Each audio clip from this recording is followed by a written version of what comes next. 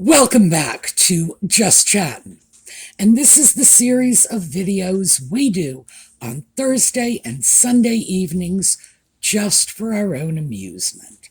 So, cat fans, the cat is sleeping. He's in on the bed and he's like doing his dead cat impersonation. That's because it's raining out. And as I've mentioned before, when it rains, he blames me for it. It's like, it's my fault. I did this. I need to make it stop.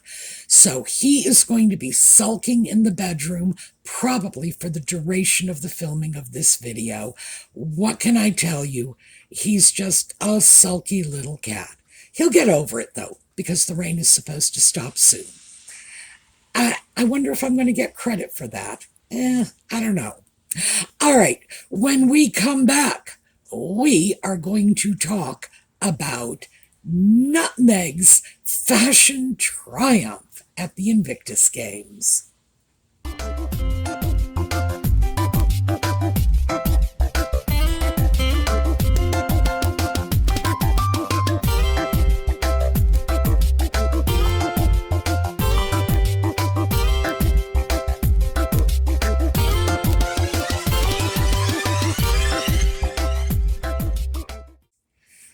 Well, I have no doubt that you all caught the sarcasm in that. But here's the thing. All of these articles have been coming out saying that Nutmeg was like the fashion icon of the decade as a result of the outfits she wore to the Invictus Games. I gotta tell you, I'm not so sure about this. I have never thought the woman had much fashion sense. I think when she was working on Suits, it was a long time ago, but she seemed to dress better, no doubt because you don't choose your own clothes when you're on a TV show. You have wardrobe people. There is someone in charge of wardrobe overall, and then there are people who work under them to make sure everybody is dressed appropriately for a television show. I would imagine some of the performers do have some say over what they are wearing. Rumor had it that on Charlie's Angels, the actresses would complain even if they were photographed in the wrong color car.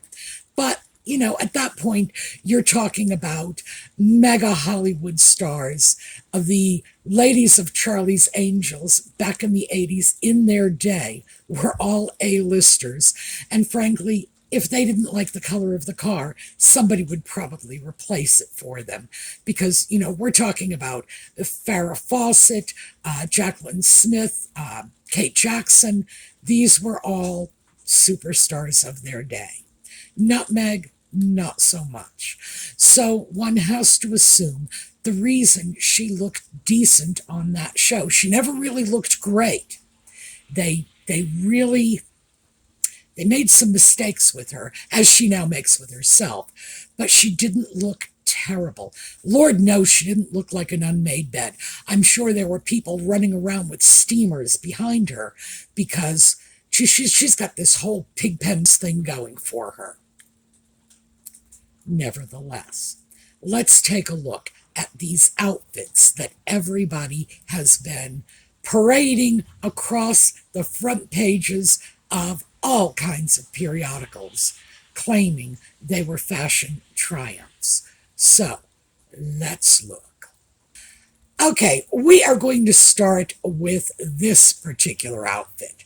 Now, this one is a blazer that appears to be like a cream color or a yellowish color with off-white button-down shirt. I can't tell how long the sleeves are, but I can certainly say that there's a collar to it, and we've got a pair of shorts underneath it, and what looks to be flip-flops, who knows?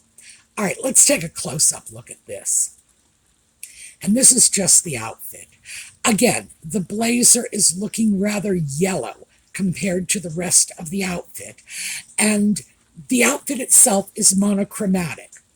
This is a good choice for Nutmeg. She looks a lot better in monochromatic outfits than when she tries to mix and match colors.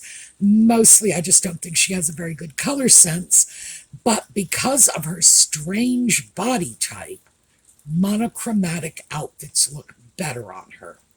But we've got a few problems with this. We're going to have to start with the obvious. It looks like her clothing needs to be pressed. All of it. When you look at those shorts, it's like she pulled them out of a laundry basket. It's real. I don't know. I'm embarrassed for her. But we have another problem here. And this is according to like the canon of fashion, what you do, what you don't do. Her blazer matches the length of her shorts, and that is considered a no-no. You don't match up the length of what you wear unless it is floor length.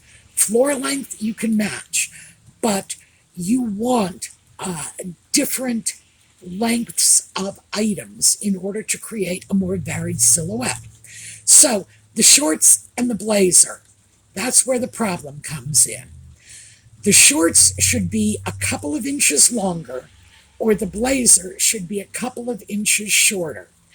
Otherwise, you just have this one horizontal line that is sort of defeating the purpose of an overlayer. It takes away from the effect of the layering. Now, one of my favorite things about this is the pulled up jacket sleeves. That is something that was popularized in the 1980s, the early 80s, by Stephanie Zimbalist. And she did that when she was working on Remington Steele, which was a very big television show. It ran from the early through the mid-80s. I think the years were 82 to 86 or 7, somewhere in there. One of the other interesting things that Stephanie Zimbalist also popularized at the time was she wore fedoras. Is that ringing any bells for anybody? Well, yeah, I would have to say it is very likely that Nutmeg, as a small, nutmeggy child, was heavily influenced by Stephanie Zimbalist's look, because she seems to be attempting to replicate that again and again. I have to say, this is not a fashion hit. It's not an absolute disaster of a fail. Yeah, it looks sloppy. It looks unkempt. Rolling up those sleeves, well, actually, she's pushing up those sleeves, really doesn't help the look. It just adds to that unmade bed effect. But it's not the worst thing I've ever seen her wear. So I'm going to give this one a pass.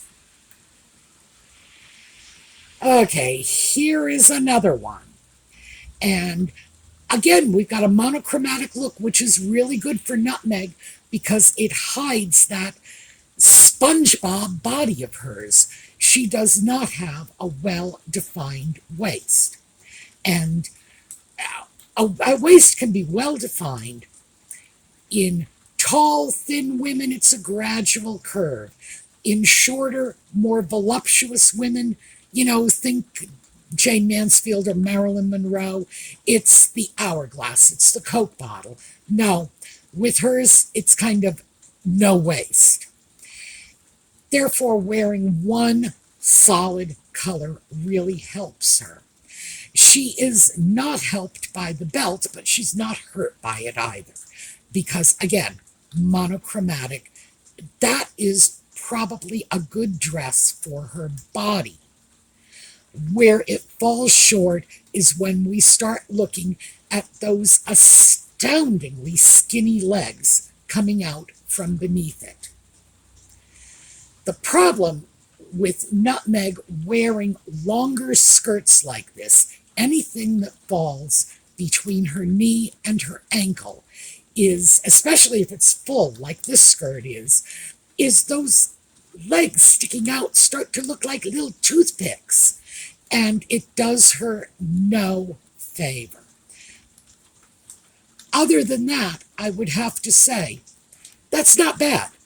Lord knows I've seen her wear a lot worse, as I've said before. So it isn't like a disaster.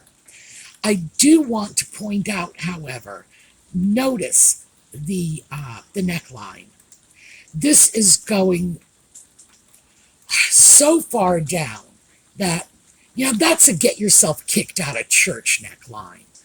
That is inappropriate for the event, which is a sporting event for wounded athletes. And she is literally, if you look at that neckline, it is going down 3/4 of the way between her neck and her waist. It's simply too low, as I say, too inappropriate for the situation. You might be able to get away with that if you're walking down a red carpet on Oscar night. You might be able to get away with that if you are going to a glamorous evening party. But an afternoon visit, as is obviously taking place, with a woman in a wheelchair, no. That's like, about 2 buttons shy of decent. Now, next we get into another all-black outfit. This one, again, is really good for her.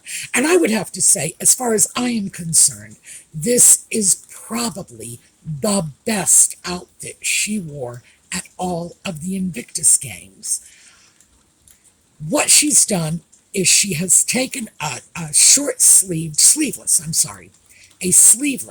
top. It doesn't appear to be tucked in. It's loose around her midsection, which is great. That disguises the fact that she has no waistline. And she's wearing these skin-tight skinny jeans, and they come up high. But fortunately, there is not much of the skinny legs showing through. And this does a really, really great job of disguising her 2 worst features. That SpongeBob body, straight from the shoulders to the hips with no waistline, and those tiny little toothpick legs. She's hidden them well. I think this really looks good on her. Certainly, it looks much better than anything I have seen her wearing recently. So, I would say that for her is probably a win. Oh, and then we have this one.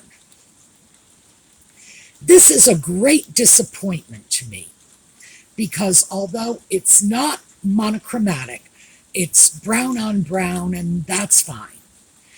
The blouse is fluffed out around her waist, bloused, if you will, around her waist, thus giving her the illusion of a waistline that she doesn't actually have. Also, these wide-legged pants, although these are a little too wide, I think, wide-legged pants actually do a great deal to disguise one of her worst features. As I've mentioned, it's those super, super skinny legs. But then we run into the unmade bed problem again. The pants look miserable. They are wrinkled in the crotch area, they're wrinkled at the knee area, and they are so long they're clearly dragging in the grass. And if you will notice, her left leg, that's the leg on our right side as we are viewing her, the leg that is closest to the small child, you can see they are so bunched up down at her feet that the bulging in the fabric from the bunching is so obvious. This is terrible. And it's too bad, because this could have been a nice outfit for her. It could have been something that hid all of her worst features and emphasized whatever it is she wants to emphasize. Because of that blousy blouse, gosh, it's hard to say that, but that is actually what it's called. When the blouse is sort of fluffed out above the waistband, it's called blousing. And the waistband with the wider pants gives her the illusion of having a waistline.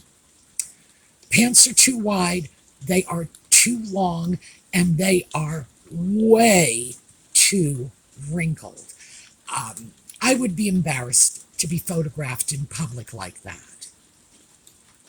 And finally, our alleged hit of the evening, this turquoise dress. I looked it up.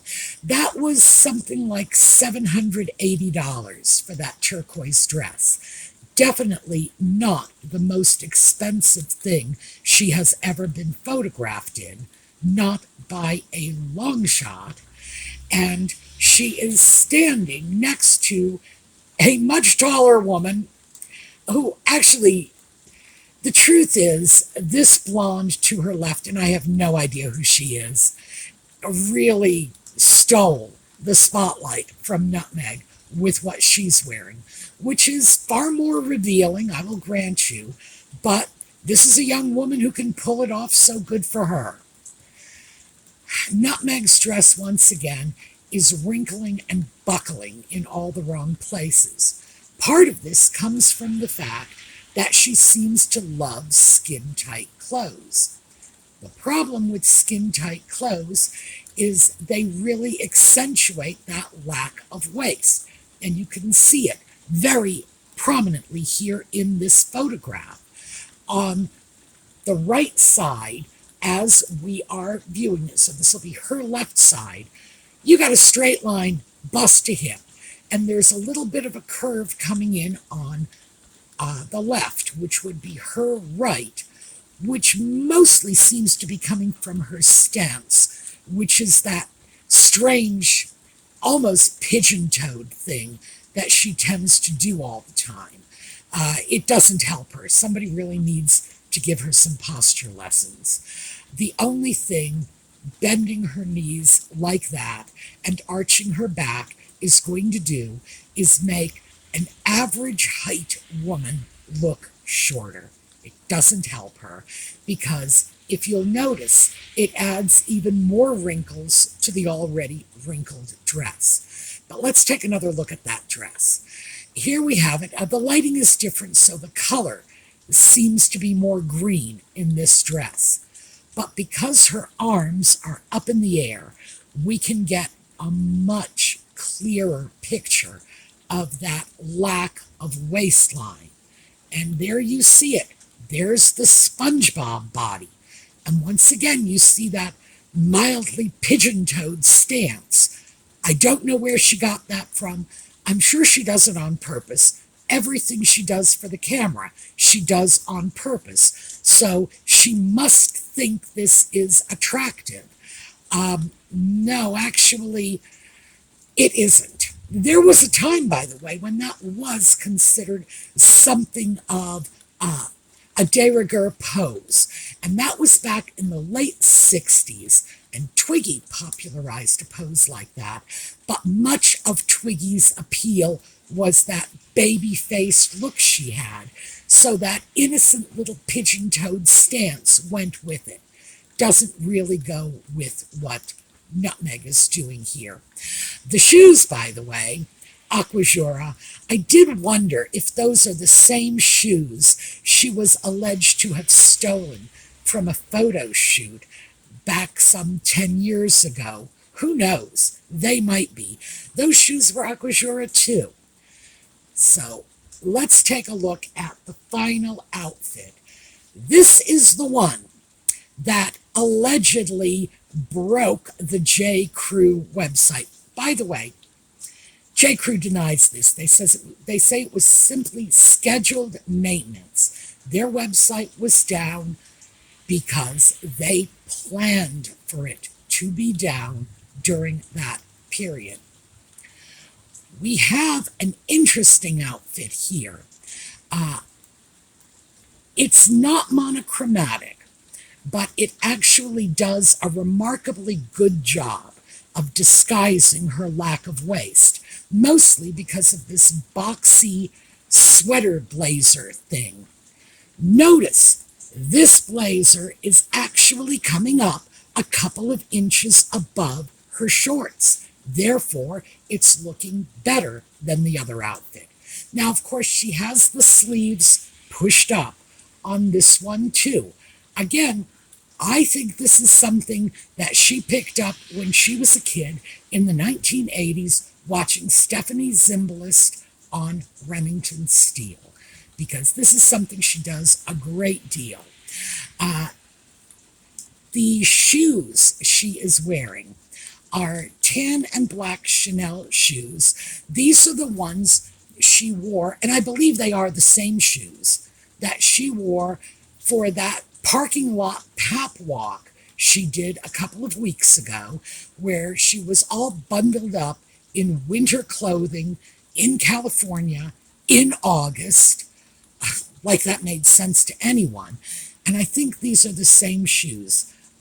Chanel two-toned flats. They're slingbacks, the ones she was wearing in the parking lot pap walk. I'm not so sure about these because I can't tell from this picture.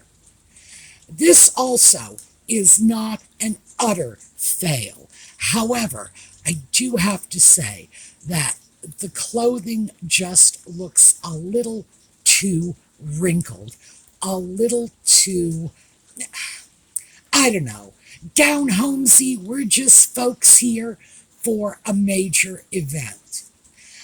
It's not the worst thing I have ever seen her wear. So, there you have it. We have Nutmeg's fashion show for Invictus. The good news is, it looks like she did not spend an absolute obscene fortune on this clothing, as she has done for her so-called charitable appearances in the past. And if Invictus got stuck picking up the tab for her clothing bill, and I'm sure they did, at least it's not the huge slap in the face that some of her past wardrobes have been. This was expensive, to be sure, definitely expensive, but not ridiculously so. So, I would have to say, I think maybe we're seeing some improvement there. Some of the clothing did not look terrible on her. Again, improvement. Most of the clothing was miserably wrinkled and in desperate need of a good pressing. So, she's backsliding again a little, although, well, to backslide would suggest that she actually had a period when she didn't look like an unmade bed, and of course, that's not happening. So, I have to say, I don't understand why these media outlets they have the capacity, the ability to follow the Invictus Games, to send reporters out, to do stories on the athletes, on the event. They even have people able to go out and do stories on the military engagements that resulted in a lot of these injuries in the first place. So why are they wasting their time with this? It just seems so trivial by comparison to what the games are supposed to be highlighting. But what can I say? It's Nutmeg, and she's trivial herself. So, given the fact that this is not a serious woman, this woman is, she's like some puffs, some cotton candy, just something, that you pick up and say, ooh, this is sugary sweet, and spit out again. It's unfortunate that things like this are detracting from the Invictus Games. We are doing it not to detract from the Invictus Games, although, as I have said before, and I will say this again, This is a charity that will not make it onto my list of charities simply because I have no idea how much money is going from Invictus to Nutmeg and the Sock Puppet. No idea. I have no idea what Invictus is generating through films like Heart of Invictus, their name, their reputation. I have no idea how much of that is directly benefiting Nutmeg and the Sock Puppet, who are in no need of charity, thank you very much, at least not yet. But the fact is that anything flowing their way from a charity is fundamentally wrong. So, no, they're never going on my approved charity list, not as long as they are involved with Nutmeg and the Sock Puppet, because I'd rather my money actually went to the people I want to be benefited by it. So, yeah.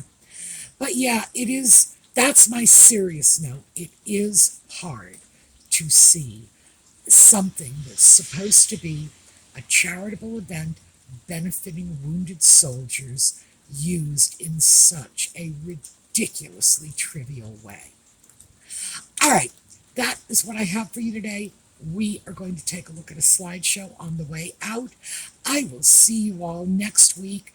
And in the meantime, have a terrific day.